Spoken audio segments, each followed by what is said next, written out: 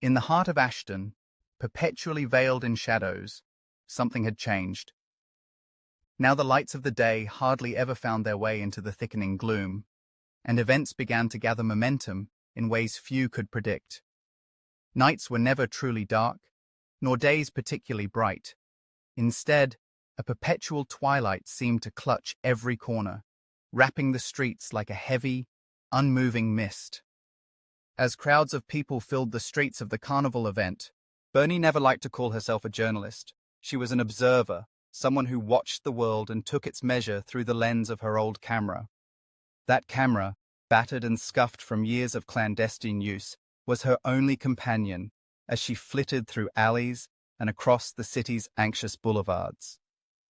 It was always the strange ones who drew her attention, the people who shimmered at the periphery of reality, never quite blending in. Tonight was no different. She had been watching the town square with the faint hope of capturing something ordinary, maybe a child racing pigeons or an old couple tossing crusts to the birds. But as she waited, she saw Chief Brummel, always a beacon of respectability and composure, stride across the flagstone path. He wasn't alone. He was almost hidden away in the shadows. He stood behind the dart booth. There was a woman with platinum blonde hair, lips curled into a secret smile, caught the first drops of moonlight. Behind them waddled an inconspicuous, short, pudgy old man with an air of faded authority, his presence almost invisible against the brickwork. But the strangest of all was the fourth in their party. His hair was dark, clipped short, jet black, stark against his gleaming, pale skin. Even at this hour, long after midnight, he wore oversized sunglasses that swallowed half his spectral pudgy face, and his wrists jangled with cheap silver bracelets as he drifted behind the group with ghostly disinterest. Bernie paused, lens raised, curiosity tingling down her spine. Who wears sunglasses at night? This was the kind of half-logic the city thrived on. She focused, snapped a picture, and the camera's click sliced the night.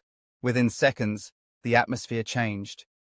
The blonde woman's gaze flicked directly to Bernie, narrowed, animal sharp, like a lioness startled by a lesser predator. Chief Brummel recoiled, voice lost in the low growl of suspicion. Bernie, it seemed, had just committed some cardinal sin. The dark-haired man seemed to evaporate around the pillars, but not before a faint, knowing grin creased his lips. Bernie felt a chill. Suddenly, shadows shifted, and two patrol police officers started to walk over. Nancy and Rosie appeared from nowhere.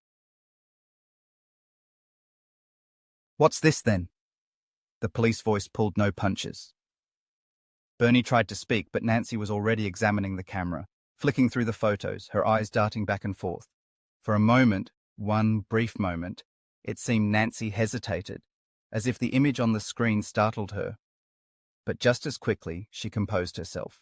"You're coming with us," the police said, voice flat, expression unreadable. The city never truly slept. During Carnival and even in her arrest, Bernie was acutely aware of invisible eyes following every move. She caught a glimpse of Chief Brummel, standing stock still at the edge of the plaza, eyes narrowed beneath his police cap. His jaw worked, as if deciding whether to intervene or simply slip away.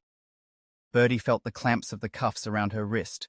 She could not help but wonder what was amiss in this small town where nothing ever seems to happen. Marshall hurried into the dim, echoing basement of the Ashton police station, wishing he could block out the chaotic mix of sounds and smells. Beyond the heavy bars of the cell block, the jail held an unruly crowd, little different from the carnival that had thronged the streets last night. Now, the town was silent above, with all its noise packed inside these peeling concrete walls. Marshall wondered how his reporter had ended up here, in a jail cell full of various people, and pressed on toward the desk, determination in his step. There sat the new deputy, Jimmy Dunlop, sitting at the guard desk, filling out forms and drinking coffee. "Hey," Mr. Hogan said, greeting Marshall. "You sure got down here quick." "I can't wait, Hogan," he answered, "and I won't wait."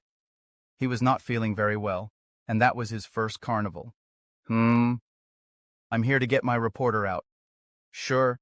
Have you gotten a release?" Hey, I just paid off those yo-yos upstairs. They were supposed to call you. I haven't heard a thing, and I have to have authorization. Jimmy said, Yeah, Marshall. Your phone is off the hook. Oh, he answered, looking guilty. Marshall reached over and set the phone down in front of him with firmness that made the phone jingle in pain. Call 'em, Marshall said, straightening up.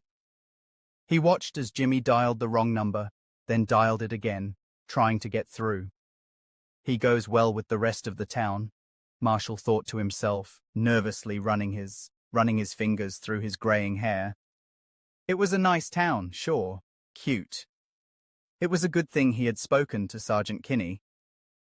Marshall was finally allowed to go get his reporter. He could hardly see her in the packed cell. He called her name, and she responded sarcastically. She had had a hard night as he found himself face to face with Bernie Kruger, Jailbird, his prize columnist and reporter. I won't mince words. You look terrible, he said. Only in keeping with my vocation. She answered, I'm a hooker now. Yeah, one of us, a chunky girl sang out. Marshall grinned and shook his head. What kind of questions were you asking out there? Bernie did not think any of it was funny. To her, it was nothing less than an insult to have to cover the festival, but somebody had to do it. I demand to be released this moment, she bellowed. I have paid your bail. Jimmy is on the phone with Kinney. Will get you out soon. For your information, Bernie is now simmering down. I was conducting spot interviews, trying to get some good pictures, good quotes. I assumed Nacy and Rosie here. She looked towards two young ladies who could have been twins. They smiled at Marshall. We struck up a conversation when Nancy propositioned an undercover cop, and we all got busted together. You did show him your ID and your press card, didn't you? Well, I tried, but he would not listen.